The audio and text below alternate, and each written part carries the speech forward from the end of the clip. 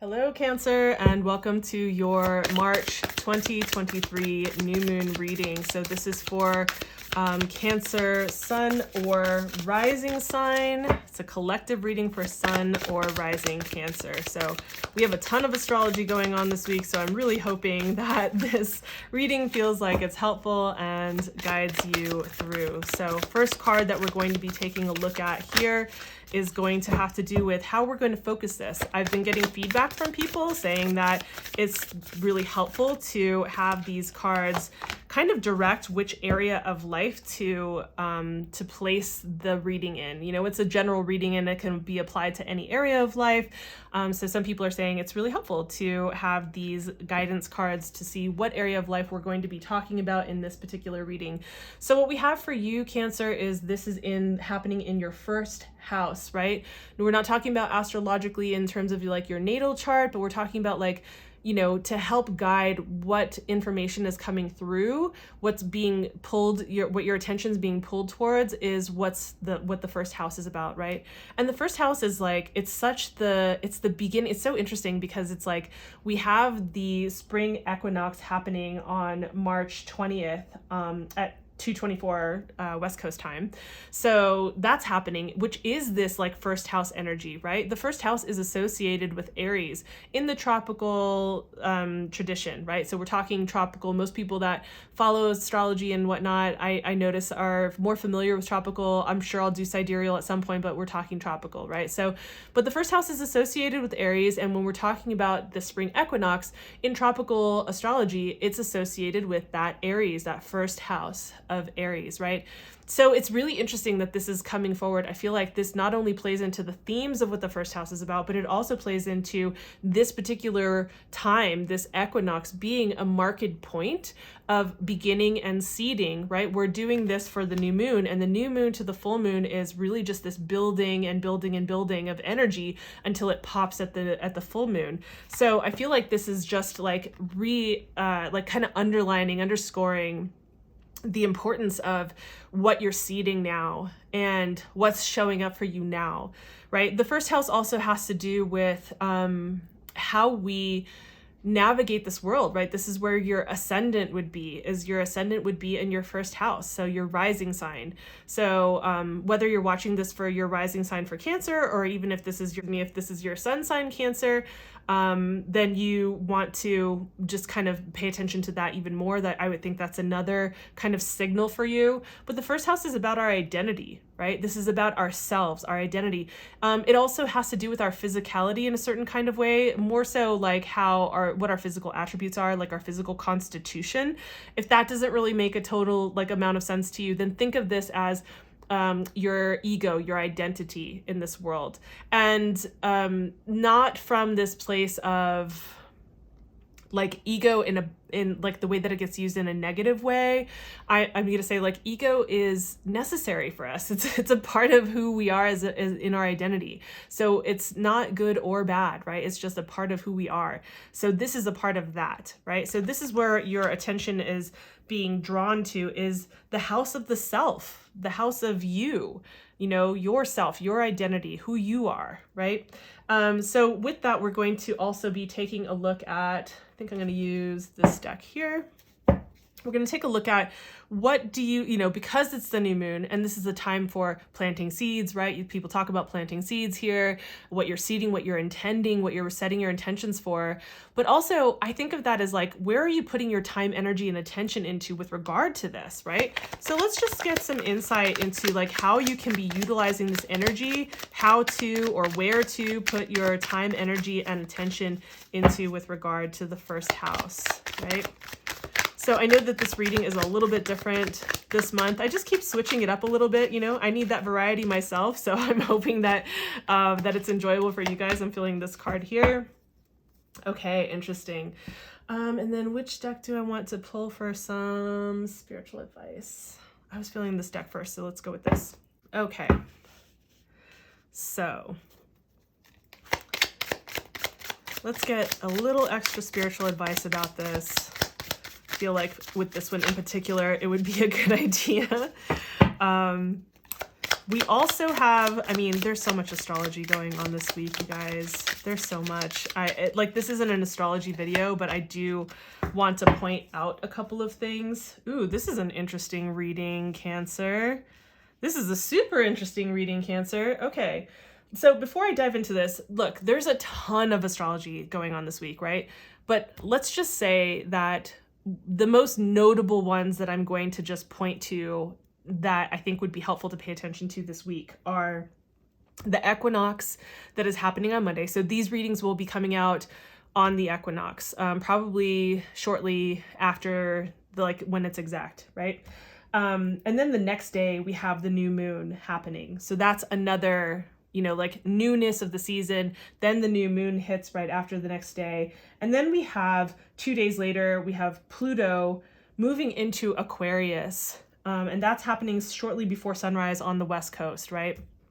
So we have this all of these different things that have to do with newness. And then we have, Pluto doesn't move into a new sign except for every 15 to 20-ish years, usually about 20 years, right? And so it's a big deal. It doesn't just affect our lives on a personal level, it's a collective shift that happens, right? So we're going to be talking about this for a very long time. Basically, we're getting a preview of what the next 20 years are going to be looking like with regard to this energy, starting on Thursday, moving into we'll have that for about, I think it's 5 or 6 months before it retrogrades, and then it'll come fully back in 2024, and then stay there for about 20 years. So a lot is happening. And then there's all kinds of other astrology happening. So just to say, it's a lot. So I'm really hoping that these readings, I really meditated and cleared my decks and really put the intention in that for all of the stuff that's happening for this phase of the moon from new to full, that this is helpful. So I'm really hoping that this is helpful for you. So where to focus your time, energy, and attention, in terms of what you're seeding, what you're working with, and what you're building from this new moon to full moon. And it's really interesting because the energy here is not necessarily what I'm seeing, there's this building. I think that there is some, you could say releasing with this, right? When we're looking at the 5 of Cups, we could be talking about this being releasing, but I think that this has more to do with the 2 cups that are being shown behind this person, right? So you look at this and yes, there's this person who's focused on the things that didn't go well, the shoulda, coulda, wouldas, the what ifs, the regrets, all of that.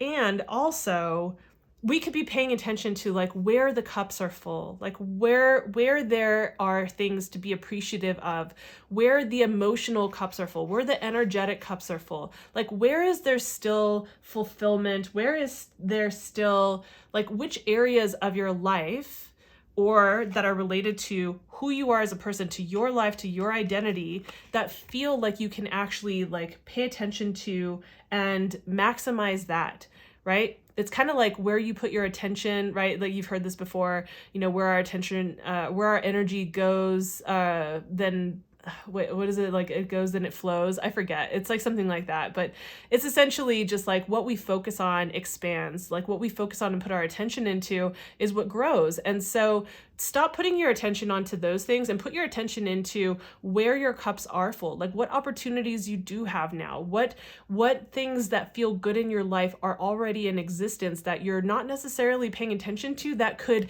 increase the way that you feel about yourself, your identity, your vitality in this world. And part of the spiritual advice that you're also getting here is the Devil card, right? Which is another one that we could say has to do with releasing and also with recognizing where you have tied yourself to any kinds of social or personal obligations that you think that you are in a contract with, whether it's it was a verbal contract, an actual contract, or a silent contract, what's taken for granted as being so. What we could say is societal, unwritten rules, right? That's one example of this, but where in your life are you having your energy and vitality drained by the contracts and obligations that you perceive are there, the things that you think you have to do that you don't probably really have to do in the way that you are. Like you're not chained to this, right? Also, this is about overworking, and it can be about also for some people, it can be about addiction.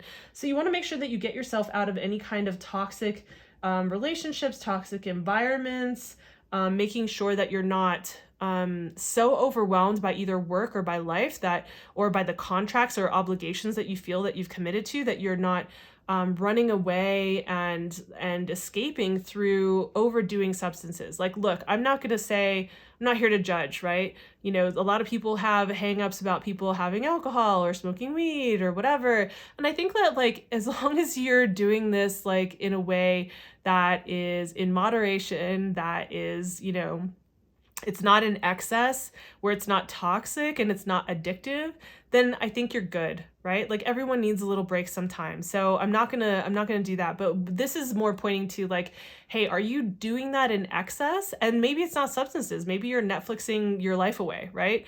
So I think that this is like, what is dulling your vitality, your energy, your sense of self? Like, are you feeling kind of muddy in the waters, like feeling like overwhelmed or unclear or pressurized and contracted, and things feel like dim or dark or, you know, dulled in life, right? Look to where you have things that you can genuinely be appreciative of, like where are your cups actually full?